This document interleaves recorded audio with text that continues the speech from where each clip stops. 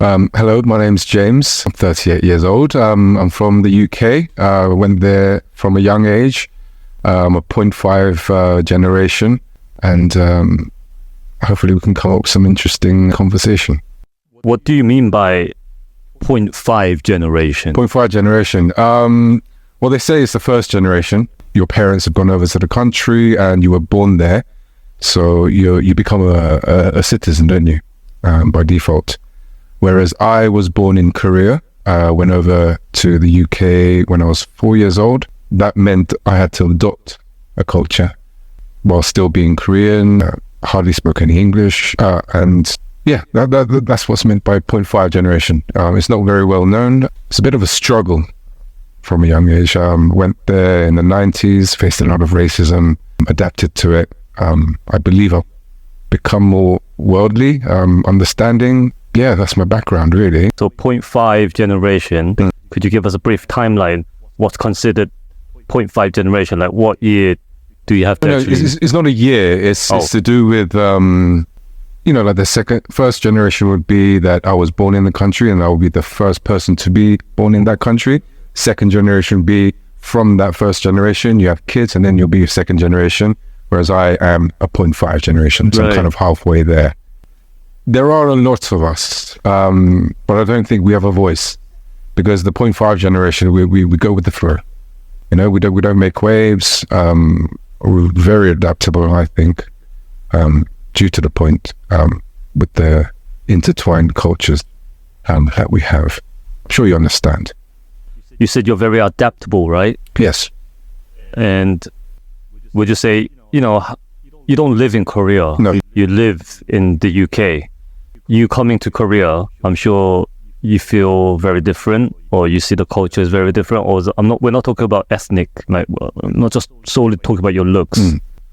We're talking about the inside of the looks, the inside of the book. Well, it's funny you made that distinction. Presently, in the UK, I might be looked upon as, I don't like this word, but Oriental. Whereas if I come to Korea, people don't quite know where to put me. Years ago, I came to Korea and I had to register myself, whereas I considered myself a Korean, not through and through, but Korean nonetheless, legally, culturally. But the word alien was labeled. I was given that label, and honestly, it broke my heart. It really did. They don't see me as Korean, internally or externally. Okay, so the Korean government classified you as an alien. Which means out of this world, which is bizarre. Then what are you considered back in the UK? Back in the UK, who do I consider myself, or who do they consider me as? They. Well, the government. Again, if someone were to phone me and talk to me over the phone, they would have no doubts that I was British. No questions asked, no doubts, no cast, business as usual. But as soon as they see me, they say, where are you from? And the typical question, north or south? You dumbass, I'm from the south, or I wouldn't be here.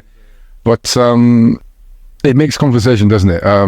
It does make sense, even if I come across someone who's not from the UK, it's the first question you ask, isn't it? Where are you from?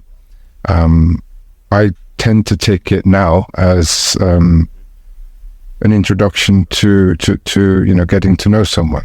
So in Korea, paperwork-wise, you're not seen as a Korean, but let's ditch the paperwork.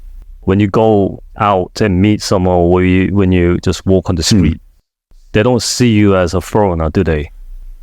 That's an interesting question. Or is it the way you walk or way you handle yourself? They just catch on that, he's probably not from around here? I mean, we've had this conversation many times.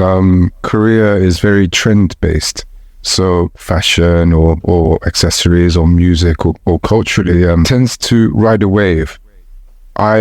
I don't ride that wave, and people catch me out that way. My response to the actions is, they see me as not so much an outsider, but a an oddity. It may be the way I walk, and then as soon as I open my mouth, oh, he's not from around here, so on and so forth.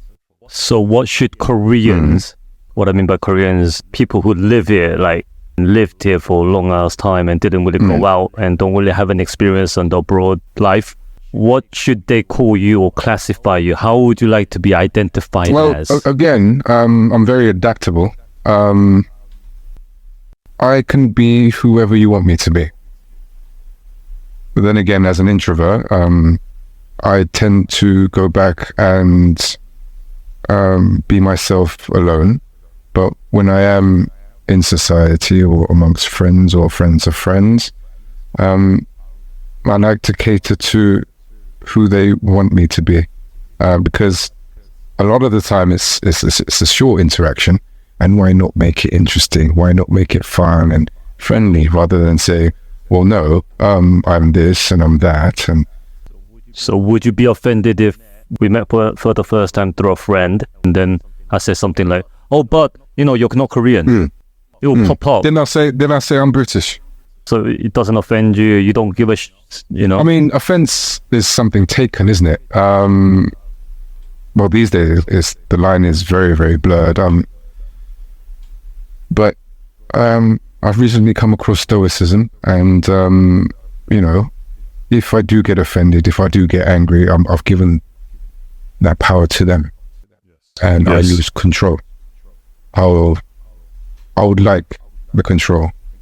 If they say, well, you're not Korean, are you? I've had many incidents on the underground, on the streets, I'm on the phone in English, and an old person comes up to me, F this, F that, but I try not to get angry. I define myself, they do not define me. Just like to be blunt as well, most Koreans, they don't intend to be rude when they say it. So like for the example that we just gave right now, it just pops up like it was just like there's no harm to it. There's that too. Yeah. But the interesting thing is, back in the UK, you bump into someone and you verbally say, excuse me, pardon me, and that's that. Whereas in Korea, I was in the underground again, and this person bumped into me, and nothing at all. Just went on their day. And I thought, how rude. How bloody rude. And then again it happened, and then it happened, and then I started to look at the intricate things, and I noticed that once they bumped into me, they lowered themselves. So rather than a verbal pardon me, it was a visual pardon me.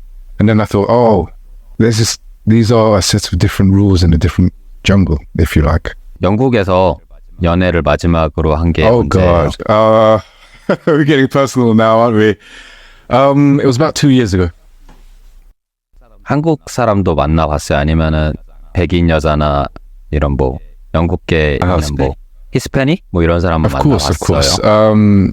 If I understand the question correctly, you want to know the difference between a Korean dating world and the foreign dating world, if you will. The great thing about the UK is it's a melting pot of cultures. At a young age, I did date Korean girls, not so recently. The reason being is because I'm a 0.5 generation, I understand them to a level of their Korean culture. I can speak the language, give them what they want, but I found that even, when you're in a relationship and you feel lonesome. Yeah. It's the British part of me that they don't understand or know how to deal with those things, even with the ups and downs, humor, culture, food, all of the above. Even in school, I dated Indian girls, from all around the world. Even if it's not dating, you befriend them, don't you? But that lonesomeness digs deep. And there's nothing against Korean girls, but I believe the Korean culture itself, even if it is brought abroad, is quite homogenous in the way that Korean people tend to stick to their own. They don't integrate. They don't learn the language. So in that way, nothing against Korean women, but I felt lonely within the relationship. I mean, they say men are simple, but I would like to argue against that point. I believe men are the romantic ones. 그러면 한국에서 한국 남자가 외국 여자를 만날 때 보통 영국 여자는 만나기 생각보다 쉽진 않거든요. 근데 영국 여자 입장에서 아시아인을 만나는 게 그 현지 나라에서 분위기가 어때요? 뭐 걸어 다닐 때라던가 뭐 쇼핑할 때라던가 남들이 보는 시선이 분명히 있잖아요. 그런 거. As in when people from the UK look at two people dating who are the female being British and the male being Asian? Yes. Asian 남자. And how do society look at that? Is that your question? Wherever you go, you're going to find racism.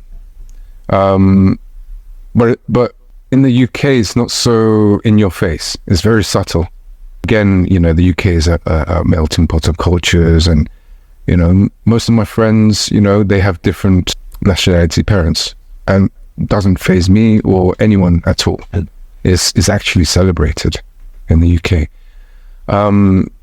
To kind of focus it on Korean culture and foreign culture as well. We weren't on the radar. A British person, a woman, white, looked at, let's take me for example. They thought, not to be prejudiced in any way, but Chinese guy, and that's all it was. And it was just surface level politeness. Hello, how are you? Have you had a nice day? And if it's work, professionalism. With, the World Cup, K-pop, drama, with the internet, Netflix, and media being so available now, they are aware, and they do make the distinction. He's a Korean. I personally don't like it, but they tend to want to fulfill their fantasy in that way. They see, Korean boy bands come to the UK and come on the radio and perform live at the O2 Arena. They have that curiosity, but it's a positive curiosity rather than who are they and what are they going to do. They're going to take our jabs and things like that. So now they look more towards who I would be. Is evolved there. So I think it's gone to a positive direction. Because right now we're at that phase of trend, how is it different from how you used to grow up?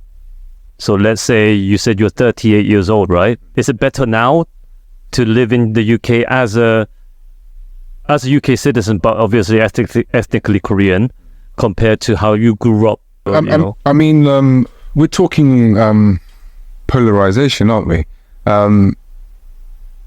Even when I was young, I dated or befriended all sorts of cultures, all sorts of nationality as well. It's not that I was cold heart denied that aspect of myself, but it was just more difficult. And I've always been outside the box. I've always been weird. I've accepted that. And people, some people like weird. So you're saying there's no difference? There is a difference. Okay. But people are more aware, which makes it easier. Yeah, which kind of translates to more opportunity. So I always like to think, if you learn a new language, you unlock another facet of the internet.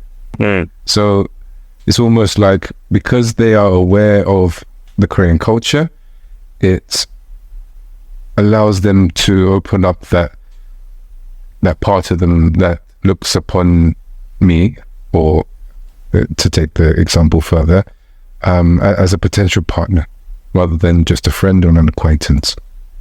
Okay, so leading on from Jay's question about your relationship with multicultural female partners, are there any main or critical differences between a Korean girl compared to, let's say, an English girl? I had this conversation the other day with a friend. She pointed out that it's cute that Koreans, they start off by dating and then they discover each other. Whereas in the Western culture, you see someone.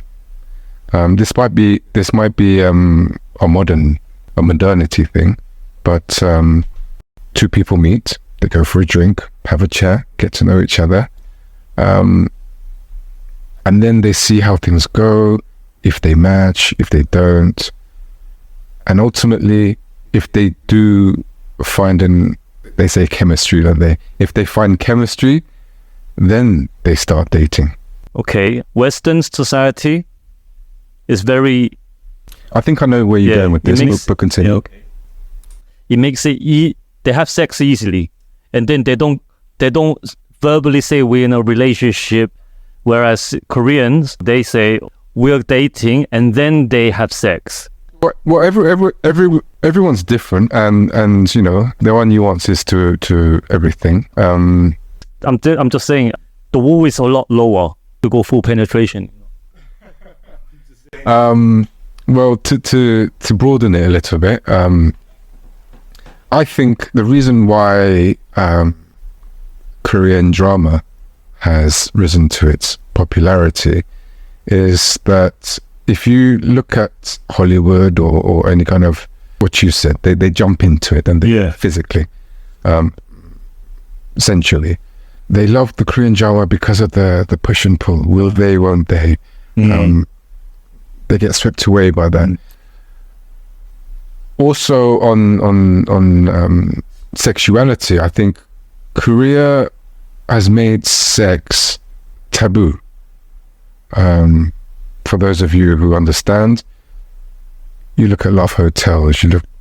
The culture is that is evolved and changed a lot. But children used to live with their parents for a long time until they got married, and therefore, you know, how are you going to express your sexuality with your partner? So it's been driven underground, and therefore the expression of sexuality has. I think it defines what you just said. In the West, it's freely expressed.